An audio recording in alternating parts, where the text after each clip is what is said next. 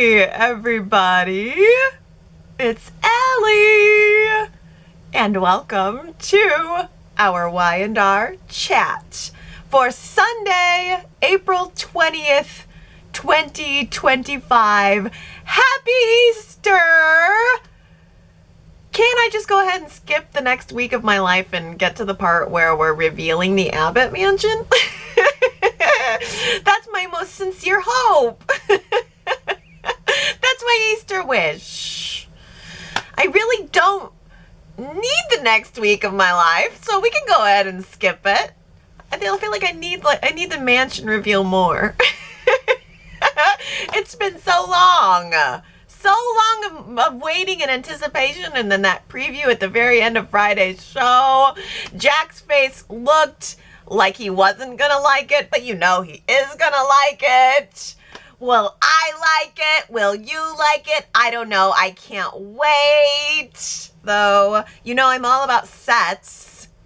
And we got the Jabot set back this week too. So we got the Jabot set. We got the mansion redo. I mean, show me some old perfume bottles from the Jabot classic line and I will be a happy girl. I'm easy to please, really. Small visual touches. Oh. And I think we all owe a slow clap to Diane this week. I mean, all these months of doing nothing but picking out paint swatches and tile samples. I think she's been forcing herself into domestication. And this week, it all just rebounded in the opposite direction and she has gone feral. She's gone wild. She dug right back in this week and said, no, I am not going to let things not be about me.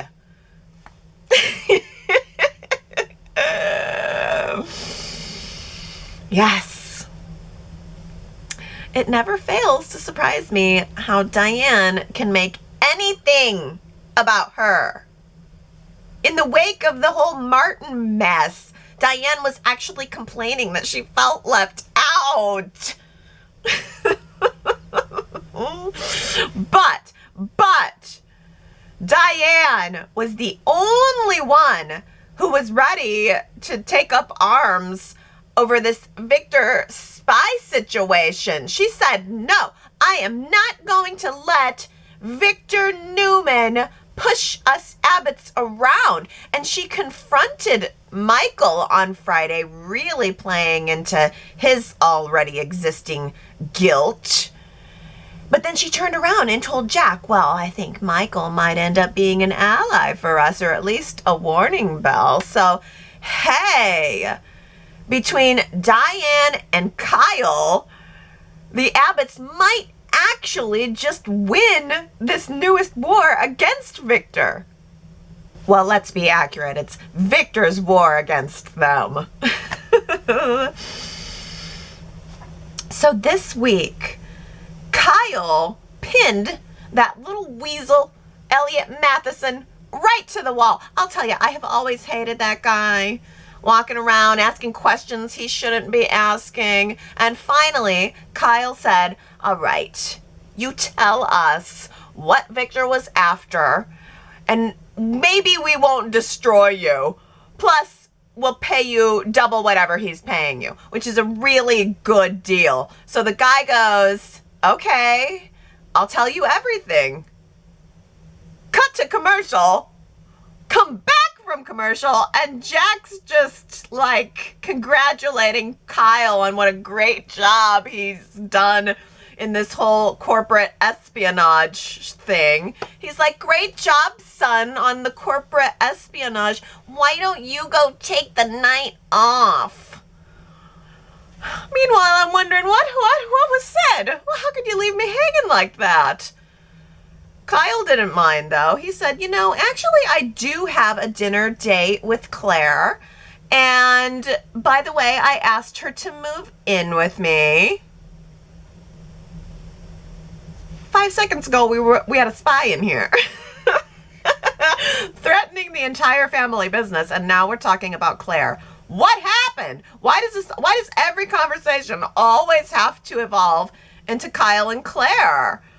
I mean, could there be more spies right around the corner? What information have they gotten already? Oh, do you have a date tonight? Bye. Dang. Diane was the only one who seemed appropriately concerned about it all. Jack told her about the spies Victor had planted via glissade, and she was mad. She said, wait, why does Victor always have to be the one with the upper hand? Why does he always have to win? Why are we always responding to his plan? Why don't we come up with a plan of our own? But Jack said, no, it's a waste of energy. Trust me, I've spent years of my life trying to get back at Victor and get the upper hand on him, and the satisfaction that you get from that is always short-lived, which is very mature of him, but not exciting. Jack's response to the whole thing was, I'll just go up to the dinner table and pretend to be nicey nice to Victor. That'll really rattle him. It's all good. Jack's taking care of it. Now, why don't we talk about something more important? Kyle might be moving out and in with Claire. Diane said, what? Haven't you heard? I just remodeled the house. Holden's entire job description right now is to look good wearing fashionable men's clothing and to threaten all the guys who are in seemingly solid relationships with his suave, sexy demeanor. Men of Genoa City, hang on to your ladies. Holden has no qualms. No woman is off limits. Kyle found that out the hard way when he walked in on Holden and Claire having yet another Vesper. And Nate found out the hard way when Holden all but told him he still wants Audra. Audra's the one that got away, you know. Ooh-wee. You guys, I cannot believe how thick Audra laid on the romance to try to throw a sexy smoke bomb right in front of Nate so that he would ask no questions about the strings that are attached to her new job. And big surprise, it completely worked. I mean, Nate threw up some resistance, but ultimately, yes, it worked.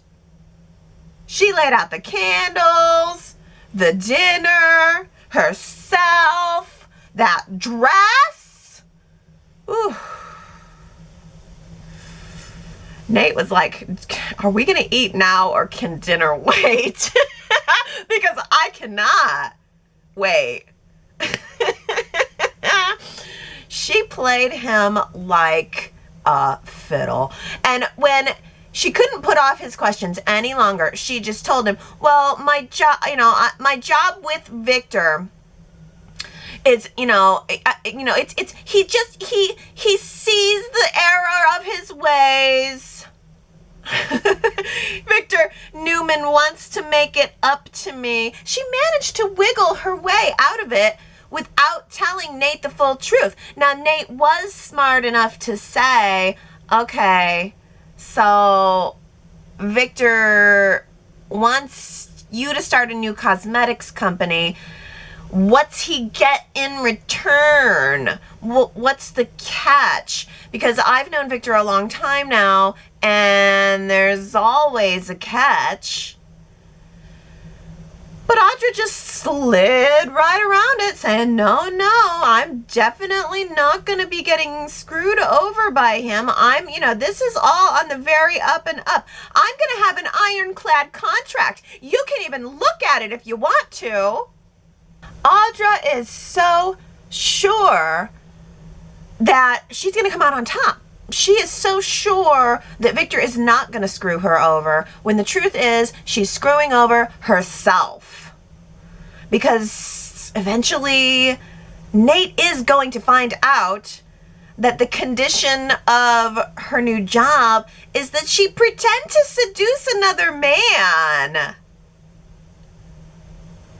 Now, I am sure that Audra has a plan for exactly how she is going to pull that off in a way that Nate never finds out. But come on, Audra. You're living in a soap. Of course Nate is going to find out. The fact that they went out for drinks, and who should also happen to be at our lovely jazz lounge, but Kyle and Claire, and Audra was giving Kyle the evil eye the entire night. That's not obvious or anything. It was so obvious. Nate even said, okay. So Victor wants to start a cosmetics company. Jabot is a cosmetics company. Jack is Victor's biggest rival. That wouldn't have anything to do with it, would it? Nate is already in the ballpark. It's not going to take too much more for him to piece it together, especially if Audra keeps acting the way she's acting. She clearly wants revenge on Kyle. She's plotting his downfall, personally and professionally. She wants to take him down completely. I'll tell you what I think an interesting twist would be is if Claire figures out the whole thing first. Kyle told Claire this week that Victor had spies planted at Jabot, and she was shocked. I don't know how she was this shocked, but then again, I guess, she has only seen Victor Newman light. She hasn't really been able to experience his full dastardliness. Corporate espionage is child's play to him. But Claire seemed genuinely surprised and upset, and I am sure she is going to turn around and take her concerns to Nikki, who doesn't know yet that Victor has done this, and I'm sure that Nikki will then give Victor a scolding over it. But then again, Nikki is also going to have her hands full dealing with the news that Victor may have a spy in at Jabot, but Alexander, Aristotle, whatever his name is, Dumas, may have a spy in at Chancellor already. The Aristotle Dumas mystery has got to reveal itself soon. It's too much buildup. I need to know. It's getting to the point of, come on already. Victor warned Nikki about it this week. He even was like, welcome home, Abby. Let me warn you about it too. Hey, Abby's back in town. And she took one look at Damian and kept on looking. She was like, yeah. Nice to see you, Devon. Love ya and all, but who is that? I feel you, Abby. Honestly, I kind of feel the same way about Damian. And so does Lily. But it was hilarious because I'm telling you, I don't know if you noticed it, but Abby said like 3 separate times within the same scene, well, he is attractive. Yeah, he's attractive. Have you noticed he's attractive? And you better believe Devon hates that. Of course Devon is jealous. Devon is jealous. He was already jealous, and then Abby made those comments. Yeah. Devon and Abby walked right in on Damian and Lily having a cozy dinner together. I mean, Devon's wife practically fainted at the sight of this guy, and Damian is associated with someone who is apparently a threat to the Winters business, apparently a threat to everyone's business. And Devon is not going to have it. I am kind of looking forward to what Devon is going to do and what role he's going to play in all of this. I sort of realized this week that I missed Devon. And it was good to see Abby this week, I think. You know, side note, I realized a couple of weeks ago that I was stuck thinking that Devon and Abby still lived across the hall from Nate. And then suddenly I remembered, no, Lily bought the place across from the hall from Nate. Devon and Abby live at the Chance Manch.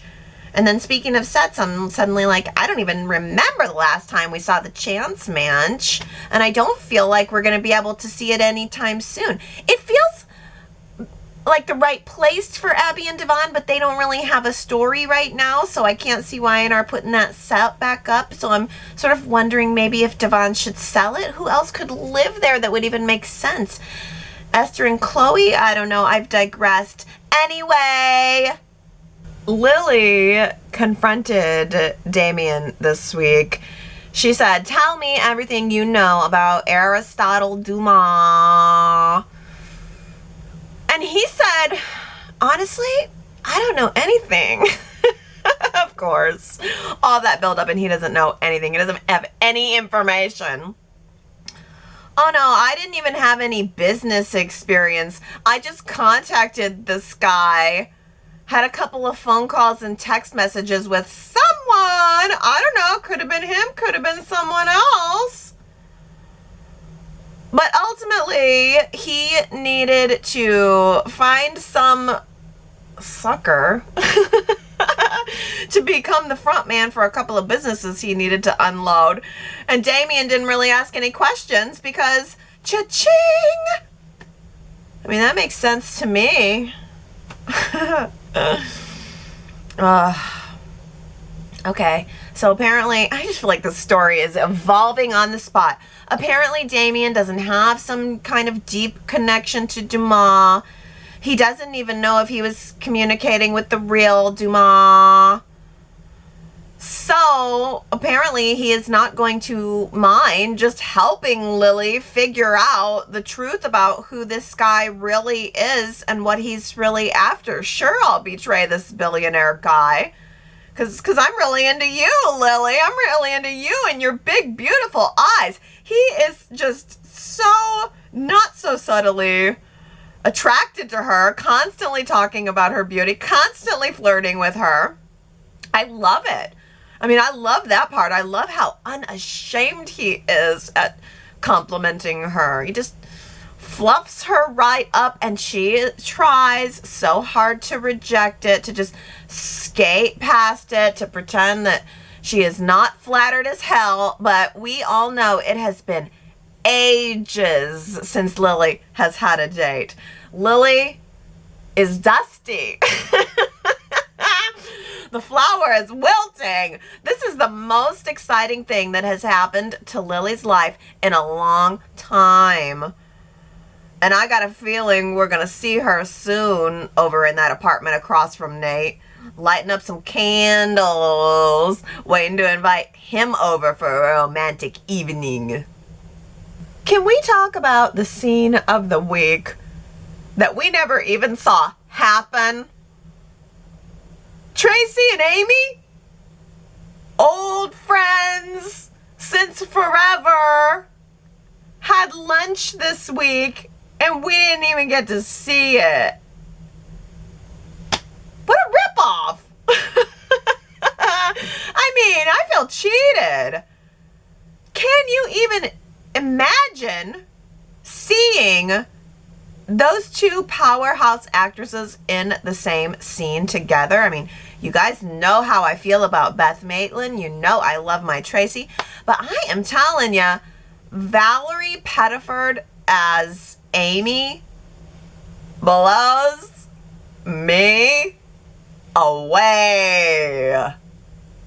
Her performances are so deep, so nuanced. I mean, she takes every single sentence that she says right to the edge and then pulls it back. Like, I have never seen somebody act so hard but make it seem so effortless and so compelling. That scene with Lily on Friday could easily have just been a meh throwaway. Just more fluff to prop up Lily and Damian because Amy's trying to convince Lily that Damian has a good heart. But honestly, it was because Amy was so compelling that I was like, I will listen to anything that comes out of this woman's mouth. And in the previews for next week, it looks like she's getting some news about her miracle recovery. Dang! This is gonna be great because if she is this fierce when she is on death's door, I cannot wait to see her after she's had a makeover. So that's it. Traci's just leaving Genoa City. This was all just a way to shuffle her back off screen. That is so unfair to us, to me. I really thought, oh wow, this is great. Traci is a featured player again. Get this woman on contract.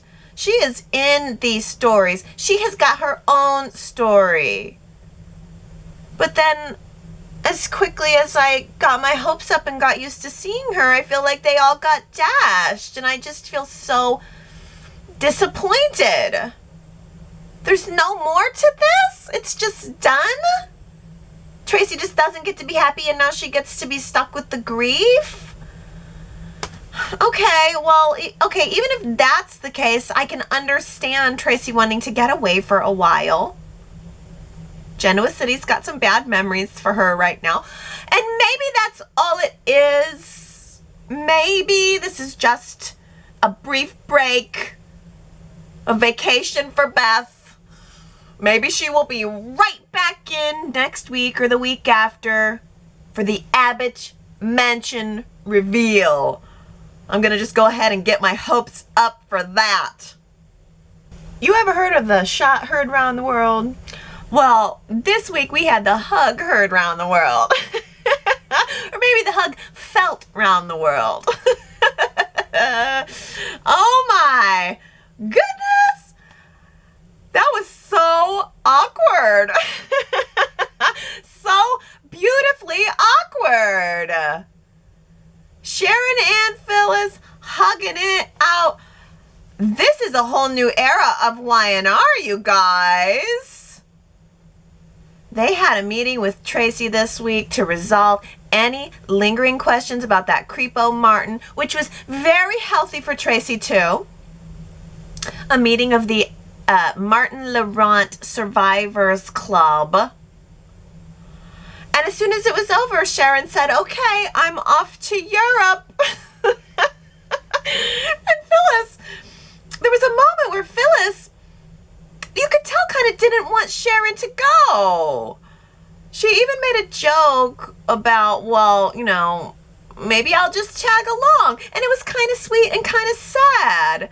And then they had that hug and parted ways, and it seemed like Phyllis is ready to kind of move on with her new biz with Billy, and Sharon's gonna have Nick all to herself for the next couple of weeks. I'll tell you, I really appreciated having that scene between Nick and Victoria this week. I have missed Victoria. I have missed that hair. I need that hair on my screen. It is mesmerizing. It is a beautiful ombre blend. I mean, her hair goes from dark at the top to like blonde at the bottom in the most perfect way. I can't keep my eyes off of it. It's gorgeous. I want to know how I can achieve that. Oh, gorgeous, gorgeous. But I really also like the chemistry between brother and sister. I liked that Nick was trying to tell Victoria that, well, I'm not going to be able to come back to work right away. Really? I forgot you guys worked at Newman Enterprises. Forgot completely about that. Nick said, well, I guess I can't do any work for a little while. And Victoria really challenged him in the best of ways, really challenged his character in a way that needed challenging, saying to him, don't you ever get tired of being the hero. And I think that's a question that the viewers are asking too. Don't you ever get tired of just being this? Just always, rushing around the corner to save your exes? I was very aware of her. Victoria was very aware of our criticisms of Nick in that moment. But Nick said, no, I want to do this. And it has nothing to do with romance. He is simply a co-parent with Sharon in the same way that he is with Phyllis. Romance is just not in the cards for him right now.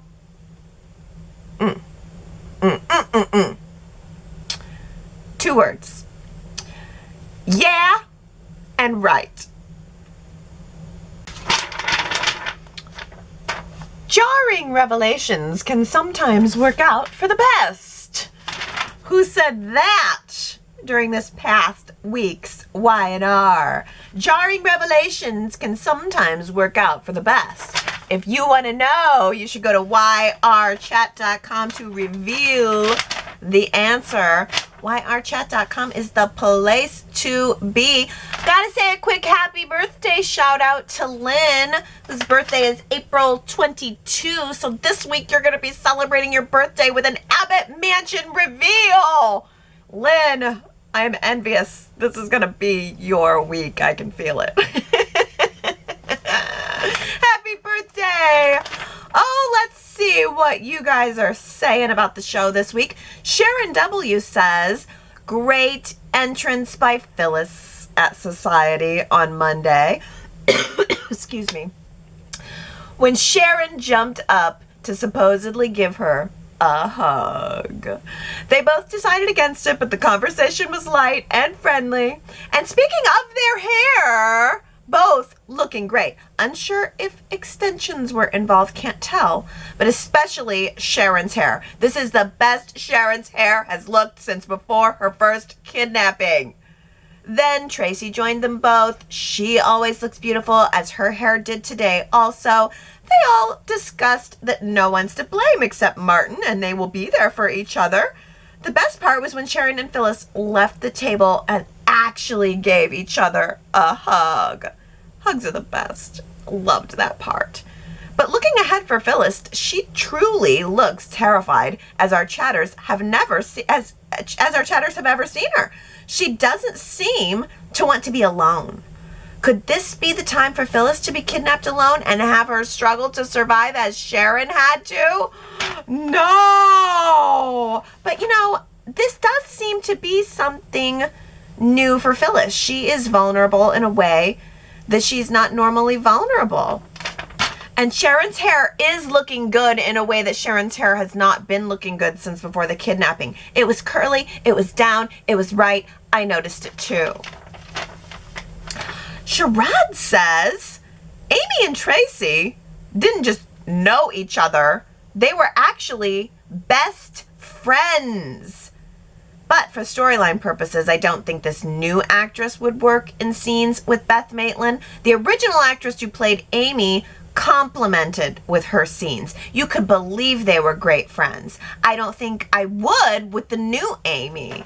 Oh, they were best friends, but yeah, it would have been a different actress. Well, there's only one way to find out. We got to get these two into a scene together for real and find out if they have the chemistry. I kind of felt like that whole thing was tacked on. Traci was just like, yeah, I got dinner with Amy tonight, one of my best friends, who's totally been going on the show in a parallel universe, and I've never interacted with her at all. And then Amy, in her next scene's like, yeah, I had dinner with Traci last night, and I'm like, I'm cheated. I feel cheated right now. I want to see it. Sharon W. also says, I think there's some hope for Traci, that Ashley and Traci might not be gone from Genoa City for too long. Abby actually talked to them about them both on Wednesday's show by saying that they were just getting away for a short time to relax and heal their emotional baggage. I hope you're right. Yeah, I mean, we only got 1 to 2 episodes with Ashley, and it makes sense that they would maybe come back for the big reveal of the mansion after the reveal that Martin is not Alan and Alan is not Martin and Alan's probably dead. Last week I asked you guys if you felt like that was true. Is Alan still alive? 56% of you, though, are still holding out hope that Alan is still alive. Victoria says, I think there is a possibility Alan is alive. Ashley is my evidence. Ashley said she knows Martin when she sees him. Earlier, when Traci was dating Martin/Allie, Ashley did not warn her or get any weird feelings. Well, that's true. But Michelle says, I'm sure Alan has been dead since he fell from the balcony. I remember a stretcher and medical personnel and a pronouncement of death with a shocked twin left behind. Yeah, Michelle, but what's your evidence? Okay, so there was a body and medical professionals and a pronouncement of death and the other twin was shot. But what's your proof? Oh. Connie says, I voted yes, Alan's still alive because this plot was buttoned up very quickly. And I'm holding out hope that there will be a mysterious twist to give Traci a happy ending and an unexpected fan surprise. Fingers crossed. Yeah, Connie, I had my hopes up for a wedding at the new mansion. Bummer. Tony says, I think Alan's alive and has been with Traci all along up until the last few days. When Martin has been pretending, which is why he wanted to not be with her a lot, she would be able to tell. How they did it is a mystery we don't need to solve. It's soup. Soap opera, unexplained phenomenon. Soup. Is that new, Tony? Did you just make that up? Soap opera, unexplained phenomenon. I agree. I don't need to know how. I just need it to be. Soup. If you made that up, that's genius.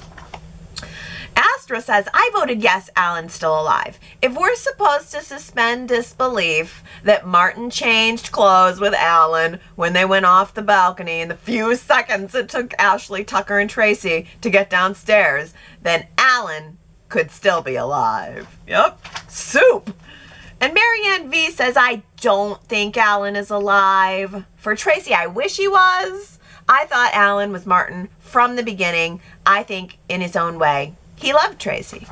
Yeah, you know, and that's the interesting thing about the story, Marianne V, is if he was always Martin, then it's interesting that he, the supposed bad twin, actually did get his good qualities drawn out through his relationship with Traci. I never saw that part coming. You know, whether or not Alan is still alive, there is still, I think, a possibility that Martin can get the help he needs and be reformed. I mean, if Claire can just come right out of the mental institution 6 months ago and now she's the darling of, you know, the Abbott and the Newman family, why can't that be the case for Martin too? Connie says, welcome back, Jabot. We have missed you. Funny how a set becomes a source of familiarity and comfort to the viewers. Even the outside building shot gave me the hometown vibe. Yeah, yay, agreed. Balance, the key is balance. We love the homes, we love the businesses, we love the restaurants. Just need to see a little bit of each. Ooh, how about this comment from Diana? When Kyle asked Claire to move in with him and they were discussing the places that they could live, the first thing I thought about was the pool house. That would be the perfect place for Kyle to live with his son, as he would have the privacy and still be on the property. That got me thinking, when Diane and Jack were talking about the renovations at the house, that we'll be surprised by not only seeing renovations to the inside, but the outside of the house, but also seeing the patio and pool in the yard for the first time in years. That would be exciting and unexpected. We need an outdoor setting for summer. If we're going to have an outdoor setting, I would really like to see the dive bar make a return. This way, all the characters would have a place to gather and meet on hot summer days. That was a beautiful set, and it should be brought back. I agree on all accounts, Diana. The dive bar was so beautiful, but oh my goodness, if Y&R, as part of this renovation and reveal, is bringing back the pool house and maybe even just the illusion of a pool, just a reflection of pool on faces for the summer, I really hope that prediction comes true. Russell says, Claire made a beeline to Holden in the Neil Winters Jazz Lounge and flirted her best game. Then, when Holden invited her to join him, she looked surprised. Come on, girl. You know what you're doing. I think I'd like to see Claire with Holden instead of Kyle. Ooh, do you think so? I know, they definitely had chemistry. I feel like we're getting to know everything we need to know about Holden by his outfit choices. He has had some really interesting outfit choices. They're styling him in a very modern way. He's not afraid to wear a fuzzy sweater or a retro-looking shirt. I mean, he had the playing cart shirt on this week that I couldn't stop staring at. I mean, he's styled interestingly, and he is oh so good to look at. I'm sure Claire agrees. But, ooh, interesting. Oh, Sherrod says, Kyle should not have told Claire about the spy at Jabot being hired by Victor. She's going to tell him that they know. And of course, Victor will not care because he has 2 more spies there. I believe Claire will find this out, but she's not gonna tell Kyle. Ooh, Sherrod, that had not even occurred to me. This is where we see where Claire's loyalty lies. Does she keep Kyle's secret, or does she turn around and tell Victor? Ooh, that's interesting. Daisy says, I am not liking Kyle at all. I still think he's using Claire to grate on Victor's nerves. Kyle stole from his family. No one made him do that, and he did it all on his own.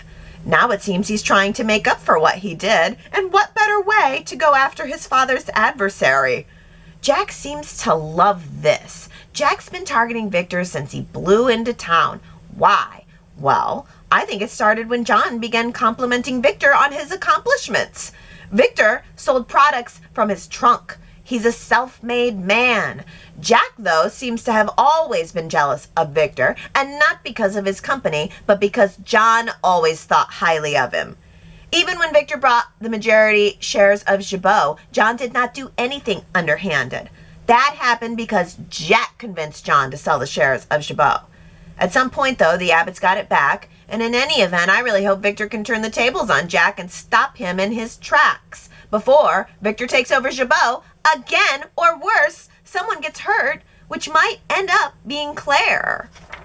Dang, Daisy, you took it all the way back. That's a great comment. I love seeing comments that remember the history of the show too. That's special. That's a story that sticks out. Victor getting control of Jabot, and you're right. I do think you make a great point that John wasn't threatened by Victor, and maybe that's what has always gotten under Jack's skin about him. Of course, there's a million other, waves of water that have gone under that bridge since then. But what if all of this is leading to Victor trying to get control of Jabot again? Well, Victoria says, I miss the confident, caring Diane of the recent past. Lately, Diane spends most of her time complaining about not being included. She whines to Jack about how the other Abbotts don't look to her for advice. In her defense, Diane does go out of her way to lend a helping hand, but when that particular Abbott refuses help, Diane blames them for not trusting her, and therefore sees herself as the victim, thus losing sight of the empathy she had. I think that's a great comment, Victoria. I agree. But it's kind of always how Diane's character has been. She's always kind of been this. Everyone, there's this natural mistrust of Diane that everyone has, and she's very sensitive to it, and she's always overcompensating for it, and she's always running around chasing, like it's always ahead of her, and maybe that's what she's starting to realize. Dolores says, yes, yes, yes, Diane's constant whining is unnerving and childish. She wants to be included and informed, not understanding that it was not Jack's choice to exclude her, but Traci's, as well as the desire for others to their privacy. Didn't she and Jack not tell the family of their plan in the past to gaslight everyone on their need to save Kyle? It upset the other family members, but they understood, moved on, and didn't dwell on Jack and Diane's duplicity. They have accepted her and treat her as a family member. Oh, but Sherrod says the Abbott siblings do not accept Diane. Billy recently said that out loud to Phyllis when they were talking at the Overlook. Ashley expressed her non-trust, and Traci just tries to be nice to everyone. Yeah, I mean, I kind of feel like the Abbotts have done a pretty good job of accepting Diane to the extent they're going to. I don't think they're ever going to fully embrace her as a full sister, but I think that the Abbotts have probably accepted her as much as they're going to, and it's not enough for Diane still. I think Diane is still always going to want more acceptance, more acceptance. She's always going to feel like an outsider. I think that's part of who she is. She feels like an outsider, and maybe at a point it's a self-fulfilling prophecy. Well, Brent says, did I just hear Devon say, without a hint of irony, the following words on Wednesday's episode? I don't get grumpy. Are you kidding? If he's breathing air, he's grumpy. Yes, Brent, I loved that moment. I don't get grumpy. And Abby just sort of held his hand. Abby treats Devon like a baby. She's just over there sort of changing his diaper as he has his little fit. I don't know why, but I kind of like it. It's ridiculous. I shouldn't like it. Devon should annoy me to no end, but he is just like, he is childish in a way. He is grumpy and childish, and he's always got an opinion about everything, and I love it. Why? Russell says Abby's finally back and she's let her hair grown out. All she did, though, was be a conduit to catch the audience up to speed. I bet Melissa Ordway hates that. Her presence was pointless. Yeah, I mean, it wasn't really scoopable. Abby's return this week was not very scoopable. It was very predictable, in fact. I'm kind of curious if you guys are missing Abby. Did that little taste of Abby make you want more? Go to yrchat.com this week and vote in favor or against Abby having a bigger presence on the show right now. Do you want her back full time, or are you okay just having little tastes of her here and there?